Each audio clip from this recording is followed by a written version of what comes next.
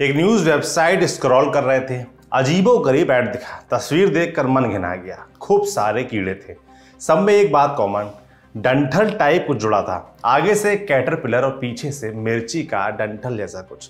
मन में सवाल पैदा हुआ, ये है क्या? ऐड में क्लिक झोंक दिए, पता चला इस बला को यारशा गुम्बा कहते हैं। 1 किलो की कीमत लाखों से करोड़ों रुपए में होती है।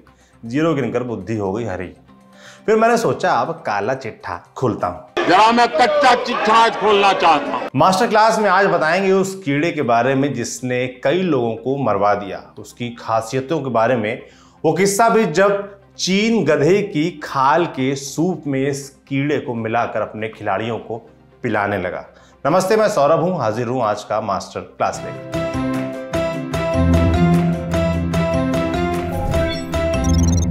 कीड़ा झड़ी, हिमालयन वियाग्रा, जंगली मशरूम। रुकिए, एक भयंकर सा नाम भी है इसका, यारशा गुम्बा। गुम्बा कानपुर में ईंटे को कहते हैं। वैज्ञानिकों ने यारशा गुम्बा को नाम दिया कॉर्डिसेप्स साइनेसिस। revealnews.org ने साल 2012 में एक रिपोर्ट छापी थी। इसके मुताबिक वेस्टर्न वर्ल्ड 1994 तक इस चीज से अनजान था। तभी एक ऐसी घटना हुई जिसके बाद कीड़ा जड़ी का हल्ला मच गया। चीन की 2 महिला खिलाड़ियों ने एशियन गेम्स में हिस्सा लिया। इन्होंने अपने अपने कंपटीशन में नया रिकॉर्ड बना डाला। सवाल उठने लगा कि क्या इन्होंने मुकाबले के लिए कोई ड्रग लिया था? टेस्ट करवाया गया जिसमें कोई भी अवैध चीज नहीं मिली।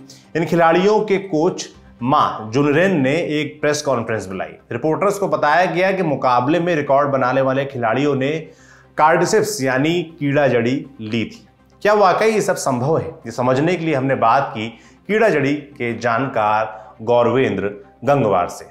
ये वुमेन एथलीट के कोच थे और था क्या कि इनका जो ओरिजिन था वो तिब्बत से था इनके कोच का, तो इनके लिए ट्रेडिशन में वो कीड़ा जड़ी वाला था। हुआ क्या, इसके लिए थोड़ा सा हिस्ट्री में और पीछे चलते हैं। तो जब इसकी स्टार्टिंग हुई ना कीड़ा जड़ी खाने की, तो वहाँ के जो कैटल्स होते थे ना, वो एनर्जी को प्रिजर्व करने के लिए क्या करते थे, यही कीड़ा जड़ी को घास के साथ खाते रहते, तो एनर्जाइट बहुत ज़्यादा होते थे। इसकी वजह से एनर्जी में इसको ज़्यादातर इस्तेमाल किया जाता है। तब उसके कोच ने उनको ये दिया और देने के साथ में क्या है कि उसकी बॉडी में बहुत ज़्यादा जो है एनर्जी का एक्चुअली होता है, इंक्रीज होती है बहुत ज़्यादा, और इसकी वजह से ओलंपिक वो मेडल जीते। फिर उनकी डोपिंग टेस्ट भी हुई, पर वो डोपिंग में कोई नहीं आता, क्योंकि एक्चुअली क्या है, इसका रीजन भी बता देता हूँ। हमारे एनर्जी का जो सोर्स है वो कहलाता है एटीपी, एडेनोसिन ट्राइफॉस्फेट, और दूसरा होता है सीटीपी जिसको बोलते हैं कॉर्डिसेपिन ट्राइफॉस्फेट। और जब ये चीजें दोनों ही जो है हमारी एनर्जी लेवल पे, इसको बोलते हैं एनर्जी करेंसी बोलते हैं। सिर्फ कॉर्डिसेप्स ही ऐसी चीज है जिसको कीड़ा जड़ी बोलते हैं, वही एक ऐसी चीज है जिसमें ये नेचुरली पाया जाता है। और आपकी बॉडी में जितना ज्यादा एटीपीज होंगे उतनी ज्यादा एनर्जी स्टोर हो सकती है और उतने ही लेवल पे तेजी से जाके काम हो सकता है और आपकी एनर्जी जो है इस्तेमाल होती है। जैसे आप अभी नॉर्मल हैं, आपको इतनी एनर्जी की जरूरत नहीं है, तो आपकी नॉर्मल सेल, जब आपको गुस्सा आता है, दौड़ना है या खतरा है, तो आपकी एनर्जी बहुत तेजी से आपकी बॉडी में कंज्यूम होती है। उस टाइम में एटीपी का काम होता है। एथलीट के लिए एक्चुअली वही एनर्जी इस्तेमाल होती है। तो ये आपके जितनी नॉर्मल एटीपीज होते हैं उससे ज्यादा का बनाने का, संचय करने का और सेल्स में एनर्जी की करेंसी बनाने का काम करता है। और इसीलिए अब तो सिर्फ चाइना नहीं, अब तो बाकायदा वो सभी को खिलाते भी हैं, यहाँ तक कि यूएस भी इसको खिलाता है।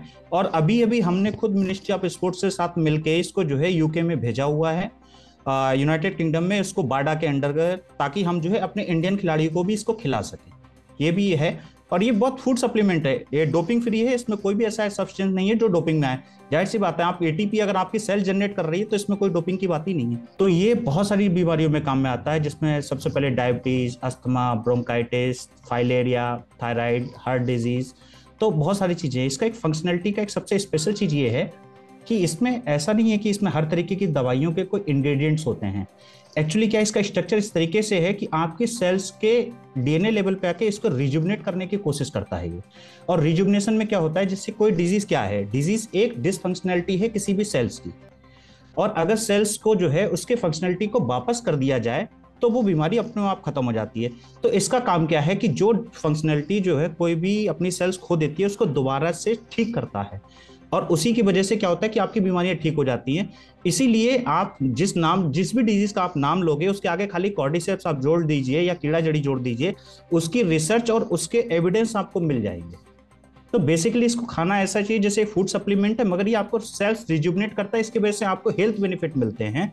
इसको डायरेक्टली ड्रग कहना सही नहीं है, इसको बिल्कुल ऐसा है कि जैसे फूड सप्लीमेंट से आपकी चीज़ें पूरी हो रही हैं और उसकी वजह से आपको बहुत सारी बीमारियों से बचाव और रक्षा दोनों हो जाते हैं। साथ में एड ऑन थेरेपी के तौर पे भी इसको बहुत अच्छे से दिया जा सकता है। अब कीड़ा जड़ी की कीमत से जुड़े किस्से पर चलते हैं, फिर इसकी कीमत भी बताएंगे। बात है साल 2009 की, नेपाल का मनांग जिला, जहां एक गांव है जिसका नाम है नर। गोरखा जिले से कुछ लोग यारसा गुम्बा मतलब कीड़ा जड़ी लेने पहुंचे। जब ये लोग नर गांव पहुंचे तो वहां के लोगों ने इन्हें रोक लिया, कह दिया कि सुनो, जंगल में नहीं घुसना। बस इसी बात को लेकर बवाल हो गया। हमला लाठी डंडों और चाकुओं से किया गया था। बीबीसी की रिपोर्ट के मुताबिक इस घटना की जांच नल प्रसाद नाम के पुलिस अफसर कर रहे थे। 2 लोगों के शव ऐसी जगह मिले जहां पुलिस वालों का पहुंचना आसान नहीं था, जबकि अन्य 5 शव नहीं मिल सके। इससे पहले डोलपा जिले में भी कीड़ा जड़ी ढूंढने निकले 16 लोगों की मौत हो गई थी। उत्तरी नेपाल के डोलपा जिले में कीड़ा जड़ी बड़ी मात्रा में मिलती है। 16 लोग वही इकट्ठा करने गए थे। अचानक बर्फबारी हुई, सबकी मौत हो गई। कीड़ा जड़ी की तलाश में कई और मौतें भी दर्ज की जाती रही हैं। अब आपको बता ही देते हैं कि इसकी असल कीमत कितनी है। रेट्स की बात करें तो ब्लैक की मार्केट में तो कॉर्डिसेप 10 लाख, 20 लाख, 40, 50, 60 लाख रुपए पर केजी बिकती है। बट हम लोग जीएसटी में इसको बेचते हैं अंडर गवर्नमेंट नॉर्म्स, और इसको हम लोग 3,33,000 रुपए किलो बेचते हैं, क्योंकि मेरा जो कॉर्डिसेप्टिन लेवल है दैट इज 15 mg पर ग्राम और 12.7 mg पर, दैट इज एवरेज पर ग्राम। और इसी तरीके से जैसे मेरा कॉर्डिसेप्टिन लेवल बढ़ता जाएगा तो मैं इसे 4, 5, 6, 7 लाख रुपए किलो भी बेच सकती हूँ। तो ब्लैक में तो कोई भी चीज बहुत एक्सपेंसिव मिलती है, बट हमको जो ऑलरेडी इंटरनेशनल मार्केट के स्टैंडर्ड्स होते हैं और जो कॉर्डिसेप्टिन लेवल होता है उसके अकॉर्डिंगली हम इसके रेट्स डिसाइड करते हैं। कीड़ा जड़ी में 2 चीजें हैं, कीड़ा प्लस जड़ी, जड़ी बूटी वाला जड़ी। बाकी कैटरपिलर भी है, तो क्या वहां से कीड़ा लिया है? सवाल यह है कि ये कोई वनस्पति है या कोई कीड़ा। देखिए क्या होता है, नेचर में हर तरीके का एक साइकिल है, हर जीव का अपने जीने का एक साइकिल है। तो बेसिकली ये एक फंगस है। तो फंगस क्या होता है कि जब गर्मी के टाइम बर्फ पिघलता है तो फंगस अपने आप को इंक्रीज करता है और ग्रोथ होता है। उसी समय जो वहाँ पे जो घास उगती है ना हिमालय रीजन पे, उस घास पे एक पर्टिकुलर मॉथ होता है जिसके जो कैटरपिलर्स होते हैं वो उसको खाते हैं। उसी के साथ फंगस से उनके बॉडी में चला जाता है। और जब उनको क्या होता है कि जब वो हाइबरनेशन की प्रोसेस में जाते हैं, जैसे दोबारा जब जून जुलाई में बर्फ गिरेगा उस पर, तो क्या होता है वो जमीन में जाते हैं। तो उस हाइबरनेशन के दौरान ये पूरे उसकी बॉडी में उसको अपनी कॉलोनाइज करता है और उसके हेड से एक पर्टिकुलर मशरूम का एक तिनका निकलता है। तो इसीलिए कीड़ा मतलब वही पर्टिकुलर कैटरपिलर और जड़ी मतलब कि वो फंगस का जो हेड है। तो इसीलिए इसको कीड़ा जड़ी भी बोलते हैं और इसको समर ग्रास भी बोलते हैं, गोल्डन ग्रास भी बोलते हैं। तो बहुत सारे अलग अलग नाम हैं। तिब्बतियन लैंग्वेज में इसको यार्स गम्बू बोलते हैं। तो इसीलिए इनके सबका मीनिंग वही है कीड़ा जड़ी का। तो इस तरीके से ये बनता है। चीन और तिब्बत की परंपरागत मेडिकल प्रैक्टिस में कीड़ा जड़ी का इस्तेमाल किया जाता है। ये कहाँ पाया जाता है, पहली बार इसका जिक्र कहाँ मिलता है, ये भी हमने जानने की कोशिश की। ये पूरी दुनिया में सिर्फ हिमालयन रीजन पे ही सबसे पहले ये ग्रो होता था। और इसका जो इतिहास है वो तो अगर देखा जाए तो जो जैसे एक विधा है आयुष की जिसको बोलते हैं सोवा रिक्पा को अलग भाषा में बोलेंगे तो तिब्बतियन मेडिसिन सिस्टम है। और इसी तिब्बतियन मेडिसिन सिस्टम से ही टीएमसी बनी है, ट्रेडिशनल चाइनीज मेडिसिन सिस्टम बना है। तो सबसे पहले क्या है कि वहाँ पे इसके बारे में खिलाया जाता था। तो आप जानते हो कि बहुत साल पहले तक ऐसा होता था कि हम लोग लिटरेचर में नहीं एक दूसरे से पीढ़ी दर पीढ़ी बता के करते थे। पर सबसे पहला लिटरेचर मिलता है सन 1439 के आसपास में, तिब्बतियन लिटरेचर में मिलता है। इसके बाद में चाइनीज में सबसे पहले इसका जो रिटन वर्जन है वो करीबन 1600 मतलब 200 साल के बाद का है। इसी के बाद चाइना ने इसे अडॉप्ट किया और आज चाइना वर्ल्ड का सबसे बड़ा प्रोड्यूसर और सप्लायर है इस चीज़ का और सबसे बड़ा कंज्यूमर भी है इसमें। वेबसाइट्स पर जब इस कीड़े की इमेज दिखती है तो साथ में सेक्स पावर भी लिखा रहता है। सच्चाई क्या है कि सबसे पहले इसको इस्तेमाल एज एफ्रोडिसियाक ही किया गया। और एफ्रोडिसियाक एक बहुत साफ एक मेडिकल टर्म में अगर बात बोली जाए तो जो सेक्स की पावर होती है और जो आपको एक गुस्सा और एनर्जी का जो पावर है ना वो भी एक सोर्स एक जैसा ही है ह्यूमन बीइंग में, ठीक है। तो क्या होता है कि ये ऐसा नहीं है कि आपने अभी खाया और आपका मूड बन गया, अच्छा हो गया, ये सब चीज़ें जैसे आप इसको बाइग्रा से कंपैरिजन करना बिल्कुल भी सही नहीं है। इट्स कि आपकी स्टेमिना बढ़ा देता है, आपकी एनर्जी पावर बढ़ा देता है, थकान कम होती है, मूड अच्छा करता है, स्ट्रेस रिलीजर है।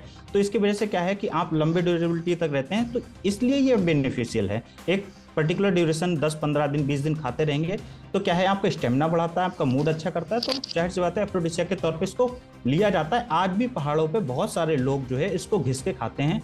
कई जगह तो इस तरीके का भी प्रचलन है कि घिस के, जैसे कि शादी हुई, हमारे यहाँ एक फिल्मों में दिखाते हैं कि दूध पिलाते हैं कि सुहागरात वाले दिन, मगर वहाँ पे वो कीड़ा घिस के उसको खिला देते हैं, तो ये एक प्रचलन में भी है वहाँ पे। गौरवेंद्र ने कीड़ा जड़ी का एक और नाम बताया, भू संजीवनी। इतना कुछ देखने के बाद आप एक बात तो समझ ही गए होंगे कि चीज मारक भी है और भयंकर महंगी भी, मिलती भी खतरनाक जगह है।